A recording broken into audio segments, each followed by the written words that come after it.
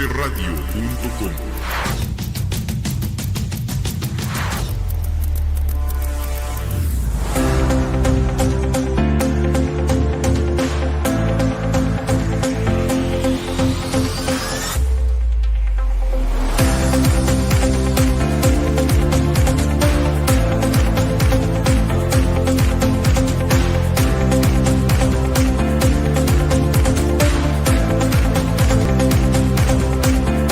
Hola amigos, ¿cómo están? Un gusto de saludarlos el día de hoy en este espacio, en este programa de radio Consultorio Empresarial Querétaro, que desde nuestra maravillosa cabina te damos la bienvenida. Yo soy el coach de empresarios Alejandro Juárez y a través de nuestra plataforma de medios Proyectate Radio Consultorio Empresarial Querétaro, el día de hoy nos va a dar mucho gusto compartirte un tema especialmente interesante para emprendedores, autoempleados, dueños de negocio y en general toda aquella persona que esté interesada en su desarrollo personal. Les recuerdo, amigos míos, que pueden encontrar toda la información del coaching en mi página consultorioempresarial.com.mx o en todas mis redes de Consultorio Empresarial Querétaro. Y si quieres participar en este programa, también lo puedes hacer en el chat de Proyectate Radio, www.proyectateradio.com.mx. Ahí hay un botón de chat y puedes ingresar a ese espacio para poder formular tus preguntas y también participar en ellas. Haremos todo lo posible por contestártelo a la brevedad. Bien, amigos, pues el día de hoy vamos a hablar sobre un tema fantástico, extraordinario. Vamos a hablar sobre cómo la sociología y la dinámica social, ¿verdad? Es un conocimiento. Vamos a definir qué es esto de lo que hoy estamos proponiendo, la sociología y la dinámica social, y cómo este conocimiento aporta a la persona recursos que fortalecen su identidad, su adaptación a la sociedad y a su propia evolución. ¿Y quién mejor para conversar de todo ello que nuestro gran invitado del día de hoy, el profesor José Carlos Canseco Gómez? Él es un acérrimo comunicólogo, museólogo y promotor cultural. Bienvenido, estimado José Carlos, a este tu espacio. Muchas gracias, Alejandro. Me da mucho gusto estar contigo y con tu público. Magnífico, pues el día de hoy vamos a aprovechar esta oportunidad de hablar de un tema que puedo asegurar, mi querido José Carlos, que difícilmente encontraríamos un espacio dedicado a este tema, la sociología y la dinámica social, cómo nos ayuda, ¿verdad?, en nuestro propio desempeño personal con la sociedad y en diferentes ámbitos, ¿verdad? Y eso es lo que hoy vamos a platicar y tú siendo experto en este tema, nos vas a aclarar de qué se trata, estimado José Carlos, bienvenido. Si gustas, platícanos un poco sobre tu semblanza para que conozca nuestra audiencia quién es José Carlos Canseco de forma general y nos vamos directo a entender qué significa la sociología y la dinámica social, por favor. Con todo gusto. Soy José Carlos Canseco Gómez, comunicólogo por la Universidad Iberoamericana y con estudios de museología y museografía en la Escuela Nacional de Historia. Me he dedicado a la docencia, particularmente como titular de la materia de sociología en preparatoria, de discurso literario y de apreciación cinematográfica en la universidad. He sido profesor por más de 35 años en universidad y en preparatoria y me he dedicado especialmente a la promoción cultural. He hecho también algo de televisión cultural y fundé una escuela de escritores para una televisora privada. En fin, ese ha sido mi ámbito. Te agradezco mucho la invitación a hablar de la sociología porque está considerada la reina de las ciencias y a pesar de tener ese título tan pesado, con esa carga, se le conoce poco. No ha permeado en el conocimiento de la mayoría de la gente. Hay que recordar que la palabra se usa por primera vez en 1838 y es Augusto Comte, el gran positivista, el que la acuña. ¿Qué buscaba él? Buscaba identificar en la vida social las diferentes causas para explicar como un diagnóstico de lo que sucedía en su sociedad y, por supuesto, aplicarlo en la historia de sociedades del pasado. Entonces, pues es realmente una ciencia muy reciente, con fundadores cercanos. ¿Cuál es la importancia? La importancia del estudio de la convivencia. Es una ciencia viva que está muy atenta al dinamismo, que crea transversalidad con otras ciencias y como en su origen se buscó, particularmente, ya lo mencioné, con Comte, después lo hizo en su momento Rousseau, y se buscó diferenciarla de la filosofía y de la psicología. ¿Por qué? Porque trata el fenómeno más humano que podemos encontrar en el desarrollo de una persona, que es la convivencia con los otros. Desde el punto de vista de la sociología, claro, se estudia, se analizan los fenómenos históricos y se buscan explicaciones y causas. Es una herramienta de investigación, por eso el método científico, volvemos al positivismo, que es el gran pensamiento fundador de esta ciencia. El método científico, pues lo que hace es probar en la experiencia una hipótesis que puede convertirse en una teoría. La importancia de la sociología es tal que el bachillerato de la Universidad Nacional Autónoma de México consideró que desde el momento en que es creado la lista de materias, que era importante que estuviera en la preparatoria. Y se lleva en las áreas 3 y 4. Desafortunadamente, por tanta carga de materias de las áreas 1 y 2, pues no están, pero la sociología tiene la misma importancia que la materia de psicología y derecho para estar en el bachillerato, porque posiblemente sea la última oportunidad que tiene un joven antes de ir a la universidad de tener un panorama general de análisis crítico de lo que es la sociedad, de dónde viene, cómo se forma, cuál es su diferencia con las sociedades animales, cuál es su transformación, qué la ha causado, etcétera. ¿Cuál es el eje? La historicidad de la conciencia humana y por ello mismo la historia del devenir del hombre en sociedad. Magnífico. Y con ello, José Carlos, me gustaría apuntarle a nuestra sociedad que estamos hablando de un conocimiento que apunta a conocer profundamente el comportamiento humano, en el cual pues hay una comunicación, la cual pues no podemos estar ajenos a esa comunicación porque somos pues seres netamente sociales, ¿verdad? Y necesitamos afinar y entender cómo llevar a cabo una comunicación correcta para poder mejorar nuestras relaciones, tanto interpersonales como sociales. ¿Es correcto mi apreciación, estimado José Carlos? Es una apreciación, o sea, correcta y muy puntual, sobre todo en esta época de vorágine, de el carácter trascendental de lo inmediato.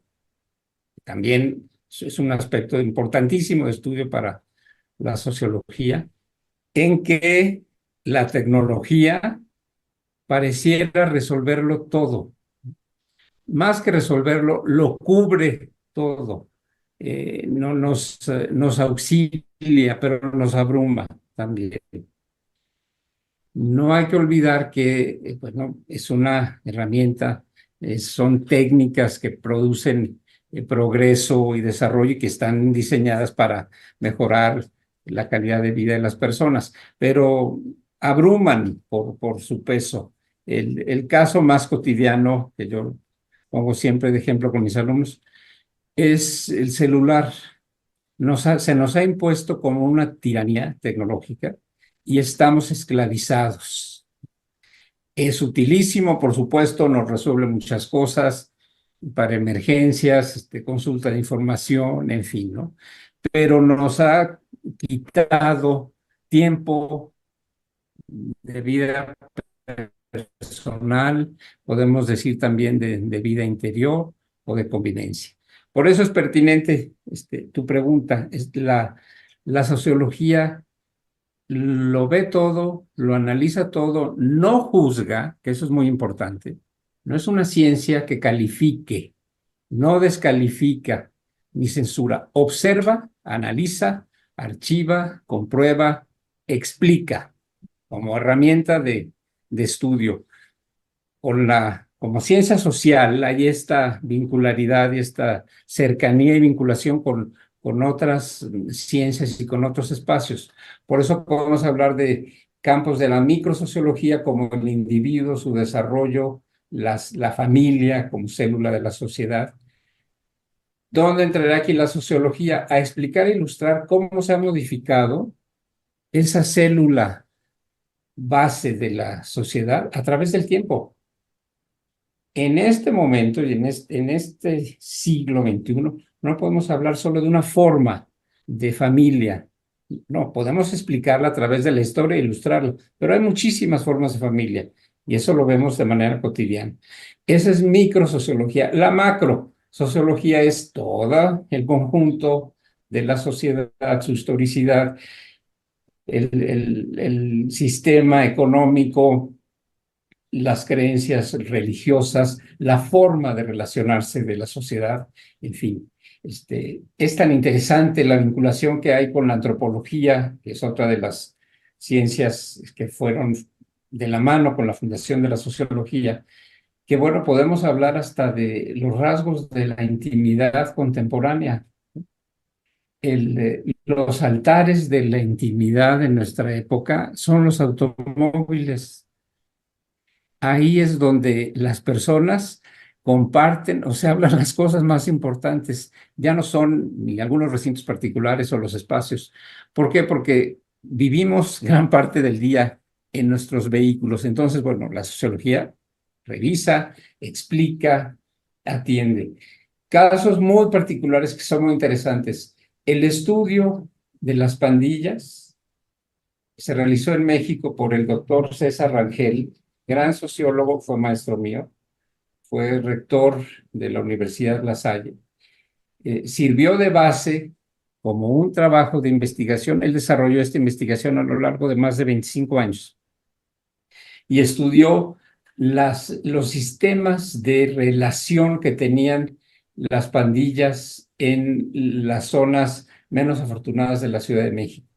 Y fue una base interesante porque sirvió para realizar programas de apoyo y asistencia, inclusive de alfabetización y de enseñanza de oficios, para que esos adolescentes y futuros jóvenes pudieran acceder a una nueva forma de vida.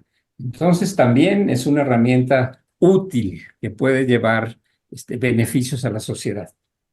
Estamos hablando, José Carlos y estimada audiencia, de recursos de los cuales se va a apalancar el ser humano para poder buscar, pues, lograr satisfacer inclusive necesidades muy profundas, como es, por ejemplo, el tema del sentido de pertenencia, ¿verdad? Si no entendemos, hablas, por ejemplo, de las pandillas, ¿no? Que son recursos que finalmente a los cuales se adhiere una persona que por alguna razón encuentra una identificación, una similitud, una correspondencia con su propia identidad en ese grupo social y en el cual siente la oportunidad de poder ser como es, ¿verdad?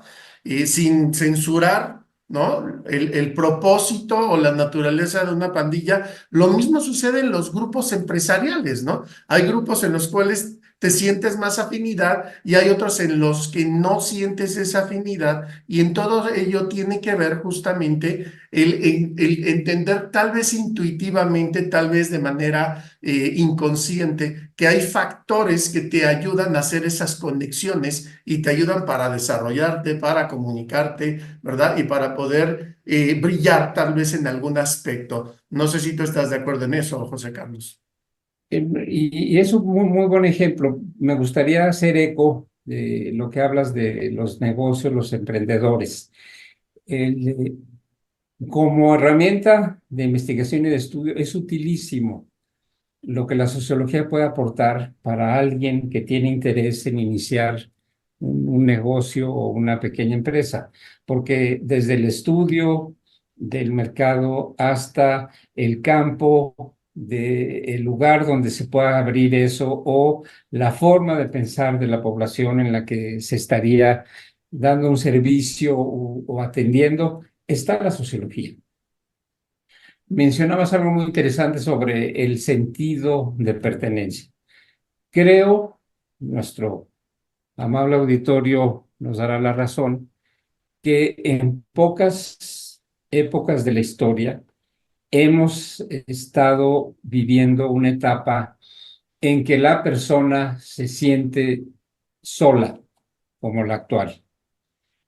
La pandemia, que fue desastrosa en los resultados tan graves para nuestro país, y de la cual no hemos terminado de entender los alcances complejos de cómo nos modificó la convivencia. Hay que recordar que ese encierro, pues es la negación de la vida social. Es exactamente todo lo contrario a lo que promueve una sociedad o una familia sana, ¿no? Que es el encuentro con el otro, con ese que es diferente, pero que me va a ayudar a mí a crecer, con ese que yo tengo que ofrecerle o tengo servicios o trabajo que ofrecerle, en fin. ¿Qué nos dejó la pandemia? La transformación en muchos ámbitos. Nos volvimos menos pacientes, hasta cosas muy normales que a veces pensamos que están para quedarse. No, nada llegó para quedarse. Todo, las formas de cortesía son cultura. Es la sociología lo que nos dice. El gesto de extender la mano, que parece tan cotidiano y que además es universal, su origen es demostrarle al otro que no venimos armados. En pocas palabras, que venimos en son de paz y por eso le estrechamos la mano. Bueno, en todo eso está la cultura. La pandemia nos obligó a una etapa de reflexión, pero también nos ilustró la interdependencia que tenemos con los demás. Nos debemos a los demás, pues les pertenecemos, porque gracias a ellos somos, gracias a la interacción familiar, gracias a la convivencia en la escuela, donde se va formando la personalidad, gracias al descubrimiento de una vocación y finalmente del inicio de un trabajo profesional. Entonces, esa dinámica es la que nosotros atendemos desde el punto de vista sociológico, porque es permanente la dinámica. Es muy importante que los jóvenes estudiantes, y gracias a la UNAM eso ha permanecido, porque ha habido voces extrañas que piden que desaparezca esta materia del CARDEX académico. Gravísimo, gravísimo, porque a mí me parece que no solamente es una herramienta crítica, sino un espacio de goce y de disfrute de la reflexión sobre la historia, ¿no? Porque podemos distinguir los sucesos, explicarlos, entenderlos, ¿no? Y estar atentos a lo que sucede en nuestra época. Y fíjate que con esto que mencionas, José Carlos, en efecto, las materias que nosotros en el pasado tuvimos, ¿no? Han desaparecido algunas, civismo desapareció, dinámica social, realmente yo ya no he escuchado sociología, conversaciones, pláticas, reflexiones, hasta yo tengo hijos, ¿verdad? En esa edad de 18 años que están saliendo de la preparatoria y no tenían esas materias. Y en realidad se están perdiendo, esto, estimada audiencia, no es un capricho, estamos hablando de formación.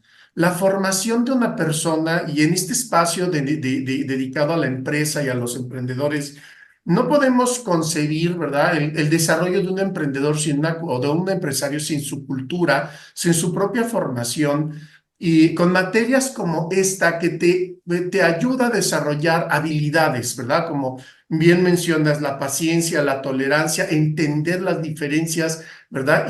Digamos, interpersonales y sociales dentro de la misma empresa, porque esto te da perspectiva, ¿no? Si no tienes una perspectiva para poder juzgar lo que está sucediendo en tu entorno, que puede ser familiar, puede ser social, puede ser empresarial, no tienes recursos para poder actuar con prudencia, con sabiduría, con calidad, ¿verdad? Y siento yo que esto, por eso te invité, José Carlos, para Muchas conversar de gracias. este tema tan importante que nadie toca y que tanta profundidad tiene en nuestra propia formación. Yo coincido contigo. La materia de civismo debe regresar a la instrucción en las secundarias, yo diría que desde la primaria. La materia de ética es indispensable, sobre Ética. todo a nivel bachillerato.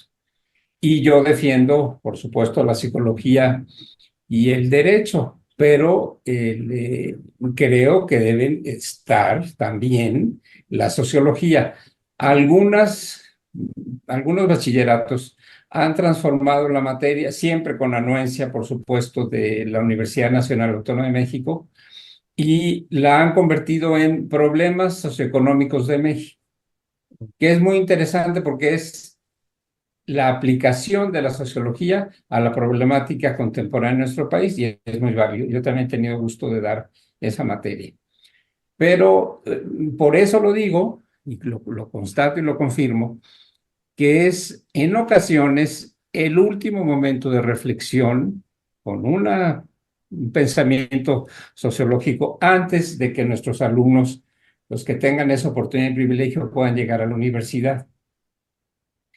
Yo recomiendo siempre muchas lecturas para que se comprenda el fenómeno de lo que es la vida social. Por supuesto, la obra de William Golding, El Señor de las Moscas, que es una novela aparentemente sencilla, pero que en realidad es una alegoría de lo que es la vida social. El viaje de unos adolescentes con sus maestros que termina trágicamente con la caída del avión y la sobrevivencia solamente de los adolescentes en una isla. Se ven obligados entonces, sin ninguna presencia de un adulto, a organizarse para sobrevivir. Es una alegoría Que habla, de ¿no? cómo el hombre a través de la historia fundó la sociedad. Están todos los temas humanísticos como la lealtad, la competencia, la amistad.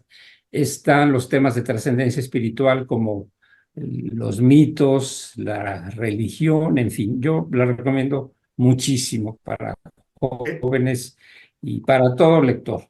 Y por supuesto, el ensayo, desde mi punto de vista, cumbre sobre la forma de ser del mexicano, que es El laberinto de la soledad de Octavio Paz. No creo yo que se haya escrito una obra que con esa visión, con esa riqueza cultural que tenía Octavio Paz, puede explicar mejor la compleja personalidad del ser del mexicano. Nuestros dos orígenes, lo prehispánico, la español, la traducción, el sincretismo, la fusión y bueno, lo que somos. Porque tu invitación, que mucho agradezco, me llevó a considerar que tenemos que recuperar el gusto por la lectura. Es importantísimo fomentarla, volver a leer los libros que nos han gustado, aunque ya los conozcamos, pero bueno, hay novelas riquísimas como las de Tolstoy o de Benito Pérez Galdós, y uno vuelve a leerlas y dice, pero ¿cómo no me di cuenta de esto?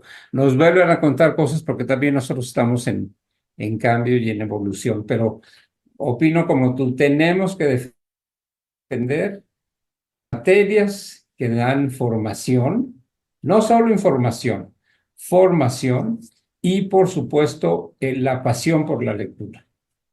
Sin duda, el recurso más poderoso de crecimiento y de desarrollo personal lo podemos encontrar, uno de los grandes recursos en la lectura, y en muchos recursos que hoy están complementando de manera muy exitosa este acercamiento al conocimiento, el cual, bueno, al final de nuestra plática te voy a pedir que nos recomiendes algunas películas, en fin, vamos a platicar de ese tema. Hoy explicar la dinámica social, esto nos lleva tu explicación, José Carlos, a tratar de comprender el punto en el que hoy nos encontramos. Finalmente, pues es una ciencia explicativa, descriptiva, no juzga, y hoy como sociedad estamos en un punto en el cual, si te preguntara hoy cómo está definida la sociedad humana, a la luz del Internet y de los dispositivos y en esta nueva modalidad de interacción y comunicación, ¿cómo la describirías tú? ¿Cómo se la describirías a tus alumnos, verdad? Qué interesante. Mira, muy interesante, claro. El, somos, o sea, privilegiados porque vivimos en una época en que tenemos todas las oportunidades para establecer comunicación, para ingresar a horizontes de información como el Internet, que es realmente un infinito digital a nuestro alcance, inacabable, con las opciones y los riesgos, ¿verdad? Porque no toda la información que encontramos ahí es verdadera, ni toda es buena, porque además ya también lleva una carga, ¿no? Correcto. Pero también, y lo mismo, los celulares. ¿Qué, cómo se ha diversificado este, esta sed por la información y más bien una sed por comunicarnos? Los celulares, este sistema en el que ahora estamos nosotros tú y yo conectados con esta generosa audiencia que nos escucha, en fin. Y sin embargo, es una época en que también estamos distantes de los demás. Aparentemente hemos logrado una cercanía, pero no profundizamos porque vuelvo a la reflexión que hablamos al principio, que creo que es con la que debemos quedarnos. Lo inmediato no puede regir la importancia de nuestra vida cotidiana. La sociología nos dice que en esta época todo es lo inmediato. El mensaje, el WhatsApp, ya se envió la referencia fotográfica. Ya mucha gente trabaja en WhatsApp. Es impresionante. Correcto. Se toman decisiones, se hacen transacciones, en fin, ¿no? Bueno, pero nos está quitando algo, nos está quitando cosas de intimidad. Eh, Comparto una experiencia también como gestor y promotor cultural. Yo tuve el privilegio de ser subdirector del Museo Nacional de Arte en la rama de comunicación educativa. El MUNAL fue pionero en cuanto a programas de integrar, hablar de lo que es la inclusión en esta época, a públicos vulnerables o videntes. Entonces tuvimos un programa muy interesante en el que, siguiendo los criterios que nos marcaba el Instituto Nacional de Bellas Artes, grupos de invidentes podían explorar con sus manos algunas esculturas y entonces tener la experiencia de acercarse al arte. En esa época no existía el celular, o los que había eran verdaderamente monolíticos o de la prehistoria, era como ir cargando un monumento, ¿verdad? Que poco se usaba. Y las visitas al museo, para hablar de sociología del arte, que es una rama muy interesante de esta ciencia, eran, desde mi punto de vista, mucho más enriquecedores. Si bien es cierto que todo museo es un laberinto de significados que debemos ayudar a recorrer al público para que lo disfruten, es un laberinto generoso, la manera de disfrutarlo sigue siendo decimonónica. Todo museo tiene esa carga del gran gabinete de curiosidades ordenado de cierta forma, ¿no? Ahora se hacen expresiones lúdicas para sentir las obras de arte o inmersiones, etcétera.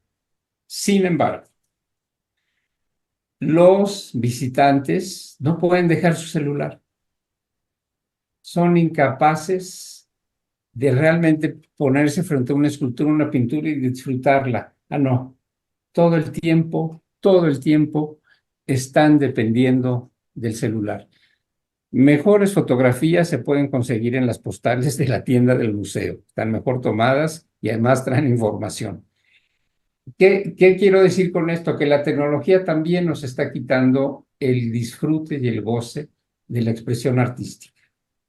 Que es esa uno a uno, ¿verdad? Porque interpones un dispositivo y ves la realidad y más el arte a través de un lente y de otra, digamos, un artefacto que distorsiona y que pudiera interferir en la energía maravillosa que hay, ¿verdad? De tener frente a frente una obra de arte. No necesitamos ya ponernos una pantalla ahí si ya estamos en el museo frente a la obra, ¿no? Y sin embargo, tenemos esa necesidad porque nos empuja la dinámica de la vida social a que tenemos que compartir y tenemos que llevar y tenemos que enseñar y uno mismo colecciona esos álbumes. Por ejemplo, un ejemplo quizás también muy cotidiano, los álbumes que guardamos en los celulares. ¿Cuántos de nosotros nos hemos tomado la molestia de escoger las mejores fotos familiares o ocasionales o lo que sea e imprimirlas para tener como los viejos álbumes? Muy pocos. En realidad no tenemos esa memoria. Está en el celular, pero no la tenemos nosotros, ¿no? Porque además, bueno, es una cantidad de imágenes que se pueden guardar que uno termina por no saber qué hay, ¿no? Entonces, bueno, ese orden de privilegiar lo que nos permita formarnos y una convivencia sana o cada vez más rica, es lo que tenemos que cultivar.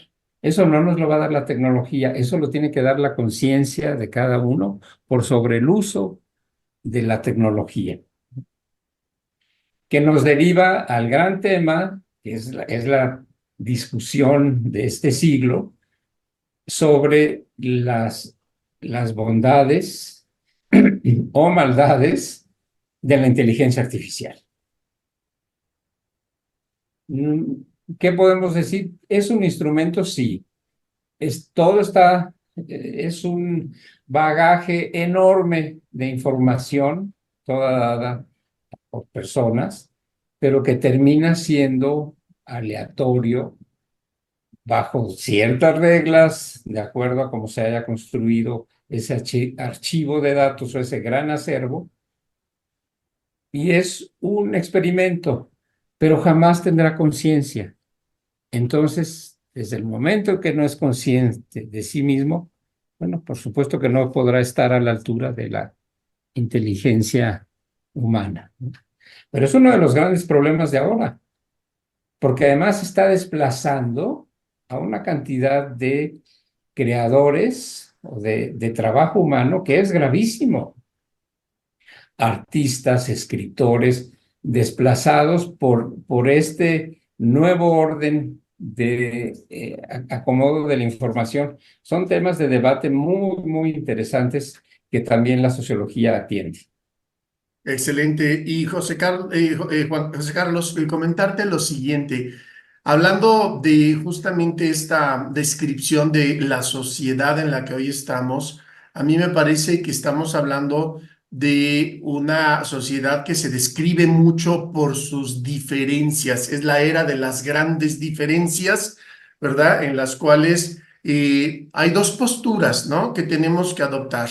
Por un lado, me parece que la defensa de las convicciones, las propias convicciones, y por el otro lado también el respeto, ¿no? Hacia las posturas, ¿no? Y hacia esas mismas diferencias, porque eso lo vivimos, amigos míos, no nada más, digamos, estamos hablando de un tema social como tal, de comunidad. Esto lo podemos vivir dentro de la familia, esto lo podemos vivir dentro de la empresa, y lo que queremos es justamente el poder aprovechar esta formación que nos concede este conocimiento para poder convivir, porque lo que queremos es convivir y mejorar la calidad de la convivencia que hoy pudiera llegar a estar muy en peligro, ¿no? Muy en peligro porque cualquiera que habla sobre algo distinto a lo que la masa aprueba, desea o le gusta, es reprobable. Parece que se han cambiado, ¿no? Los papeles y esto, imaginemos lo que puede llegar a ser también dentro de los negocios.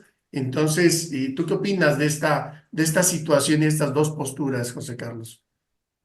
En efecto, esta época nos concede a todos el artilugio, que no deja de ser una fantasía, de que todos, que sí tenemos una voz propia, podemos compartirla urbi et orbi. Lo concede las redes sociales, Facebook, Instagram y el llamado ahora X, ¿no? Lo mismo que los experimentos breves de TikTok. Sin embargo, hay que hacer la reflexión, ahí nos ayudan sociología y psicología interrelacionadas, de lo que subyace en esto. Subyace una necesidad de reconocimiento, por supuesto es muy lícita, una necesidad de reafirmación, también muy respetable, que luego se confunde con esto de que es que cada quien tiene su verdad. Es que mi verdad, no, verdad hay una. Opiniones y argumentos sobre un punto de vista puede haber muchísimos, ¿no?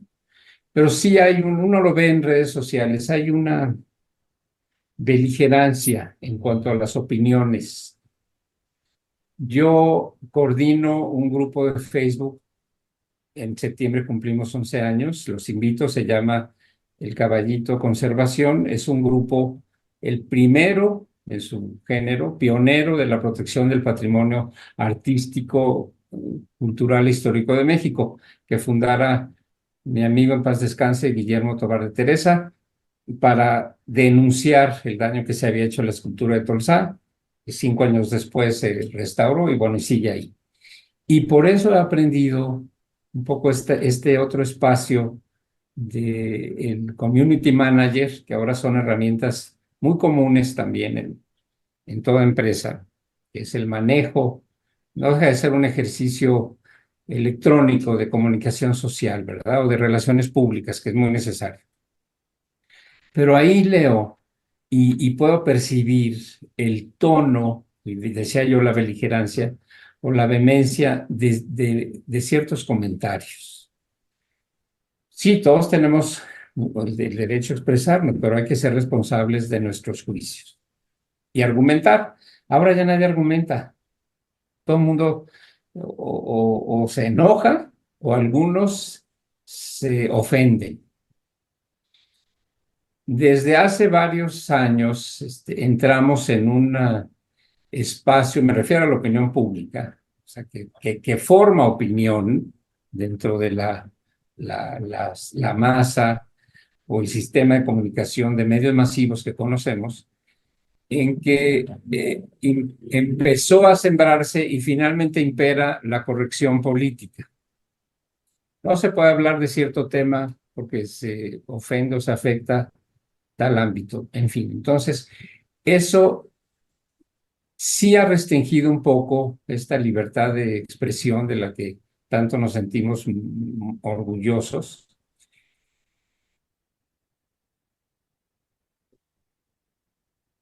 Y a confiar que hay ámbitos para hablar de lo íntimo, lo familiar, lo personal, y hay ámbitos para hablar de lo general o el análisis económico o empresarial, etcétera, ¿no? En esta época ya todos están mezclados, como en una red almadraba, que es una gran red que se lanza los buques y cae en lo profundo y captura todo. Así estamos ahora en esta interdependencia de las redes sociales. No todo debe ser comentado. Con todo respeto, no todo juicio es a veces interesante. Entonces, aquí hay que hablar también el emisor y receptor de los mensajes o cosas muy elementales de la teoría de McLuhan en cuanto a comunicación. Pero lo que estamos viviendo es el imperio del silencio. No se puede hablar esto porque ya transgrediste. Yo creo que no se transgride cuando hay respeto y hay ideas, ¿no? O hay argumentos. Pero esta tercera vez que hago la mención, estar inmersos en lo inmediato nos distrae de lo importante y de lo trascendente. En un debate son las ideas las que deben triunfar y los argumentos. Y bueno, pues hay que aportarlos, ¿verdad? No se trata de, lo vemos en la vida cotidiana, en la relación con los demás, no se trata de, es que es lo que yo creo, no, es que tus argumentos deben tener una base y de ahí concluimos. A lo mejor yo tenía razón y si no reconozco, tus argumentos son más valiosos. Porque la verdad nunca está en una opinión. La opinión puede ser personal y variar, pero la verdad no, la verdad es una, ¿no? Entonces, sí vivimos una etapa de cambios sobre eso. La corrección política, pues antes se llamaba respeto, ahora le llaman autoestima al amor propio, o tener escrúpulos, es un poco lo mismo, y se cambian y se matizan y se dan nuevas palabras, pero los conceptos esenciales pues son los mismos. Es una época difícil, sobre todo para nuestros jóvenes y niños, porque mi generación, la tuya, pues tuvimos el privilegio de crecer en otras formas. No las elegimos nosotros, son las que nos tocaron. Como ahora a nuestros jóvenes y adolescentes les toca esta, ¿no? Y tienen que saber aprovecharla, disfrutarla y defenderse y juzgarla, ¿no? Porque ahora, desde muy pequeños, o están abstraídos por la cantidad de gadgets o herramientas de juego. El juego ahora es uno y una pantalla. Ya se perdió el eje de lo que era el juego, que era la convivencia con los demás, ¿no?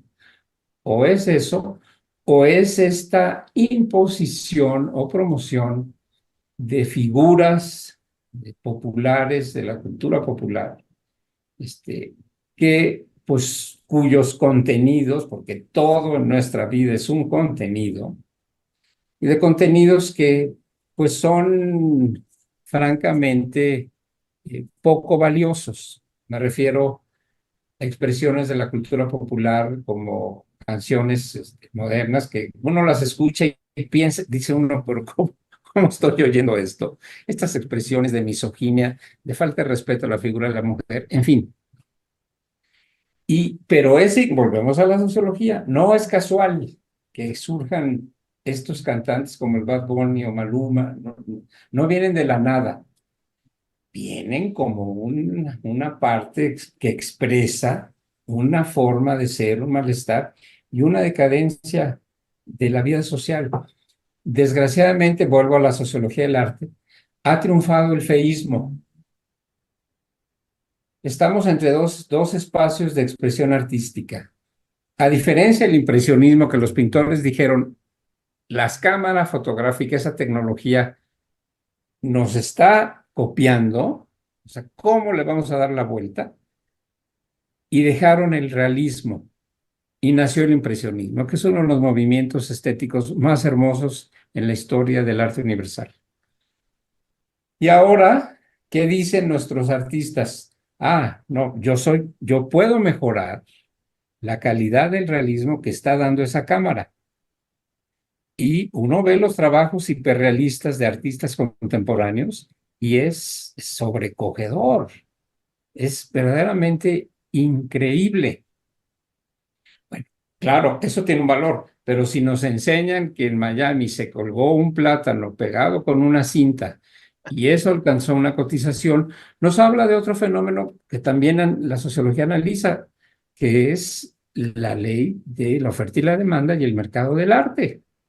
Tiene un valor y tiene una explicación social y en un sistema de libre competencia y capitalista como el nuestro. Bueno, pero El contenido, vuelvo al contenido, es muy pobre, es muy pobre. Y sin embargo es lo que está ahora.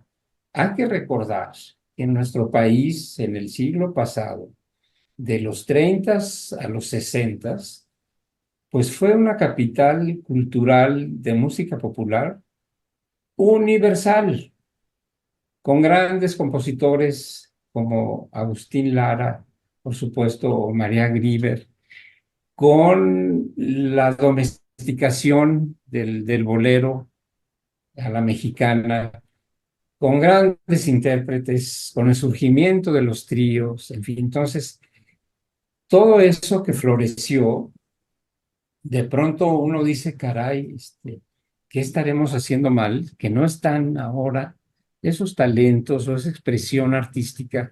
¿Cómo la rescataremos? ¿Cómo le daremos cauce? Yo estoy seguro que hay, que no hemos logrado identificarla y que no lo hacemos como nuevos compositores o nuevos cantantes, en fin.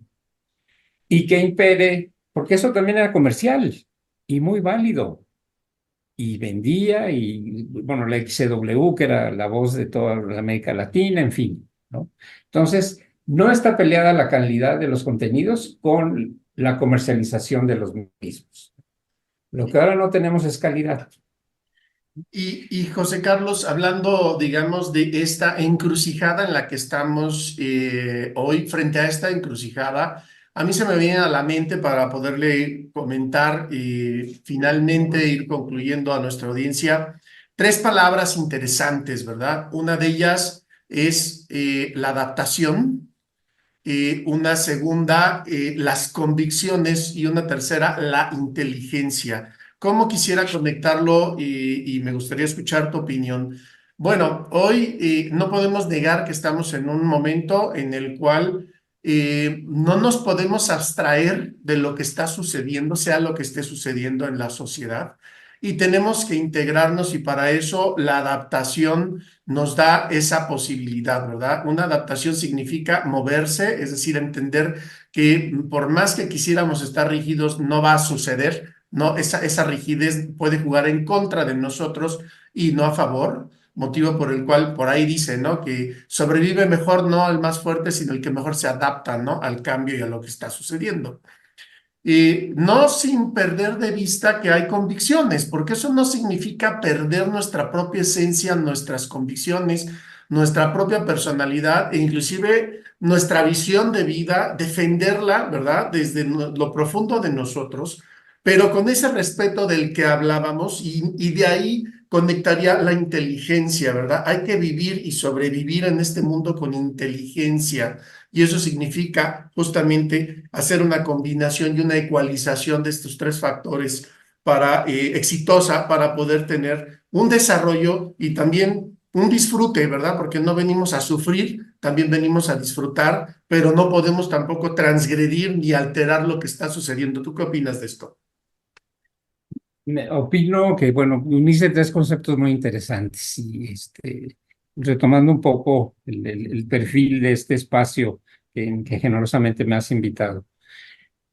Todo emprendedor debe ser un líder. Todo empresario encabeza un liderazgo que debe estar nutrido por el concepto, las convicciones, los valores, el deseo de trabajo y bueno, por supuesto, todo empresario es solidario porque crea fuentes de trabajo y eso tiene que reconocerse siempre. Es cierto, es la flexibilidad la que concede la capacidad de adaptarnos a los nuevos tiempos, a las nuevas formas. Bueno, mi generación lo ha vivido desde la computadora, ¿no? Yo recuerdo de niño que mi abuela se maravillaba ante una licuadora y nos contaba cómo eran los viejos refrigeradores, además allá en Tampico, porque hace tanto calor, y cómo metían el hielo y demás. Y uno, con la arrogancia de ser coetáneo a una época en que ya hay muchos instrumentos, productos objetivos de la cultura, utensilios que nos conceden, facilitan la vida, dice uno, pero ¿cómo puedes? Vaya abuela, pero ¿qué es eso, no? o que nos platicaba del origen del teléfono, ¿no? Bueno, nosotros lo vivimos con la computadora, Correcto. porque pasamos de las máquinas de escribir y de los cursos de taquimecanografía en la secundaria a manejar una computadora y entender otro ámbito. Entonces, uno, flexibilidad. Por supuesto, siempre, siempre apertura para conocer y aprender. Siempre, mientras hay vida, hay oportunidad de aprender algo nuevo. Tenemos que seguir estudiando, perfeccionándonos, particularmente leyendo. Y el gran tema que mencionaste, la inteligencia, pues es lo que nos permite, junto con el espíritu, el carácter humano. Somos conciencia, somos memoria encarnada. O sea, hay que privilegiar todo espacio de reflexión y de crítica. Correcto. Pues temas por demás valiosos, estimado José Carlos. Yo creo que este espacio y este momento de poder integrar, ¿no? Esta nueva herramienta, este recurso nuevo hoy, ¿verdad? Porque pues no se habla de él, ¿verdad? Pero, o poco se habla de él con precisión, pero ha sido un recurso que siempre ha estado allá a la mano y que hoy se nos antojó traerlo y ponerlo sobre la mesa para que nuestros amigos de la audiencia, empresarios, dueños de negocio, emprendedores, puedan ahondar más sobre este tema, puedan prepararse, puedan generar un conocimiento que les dé una mayor perspectiva y, insisto, el que puedan fortalecer su formación, ¿verdad? En su propia identidad como empresario y como persona, el conocer, el hablar, el entender y aprovechar esta herramienta generará muchísimo valor y, por supuesto, con la mentoría, con el conocimiento de personas y como tú, estimado José Carlos Canseco, que Gracias. dominas el tema y que lo puedes ver desde decenas de perspectivas para poderlo integrar adecuadamente en la adaptación de la que estamos hablando las personas el día de hoy. Te agradecemos mucho que nos hayas compartido este tiempo, este espacio, este conocimiento y estoy seguro que muchas personas,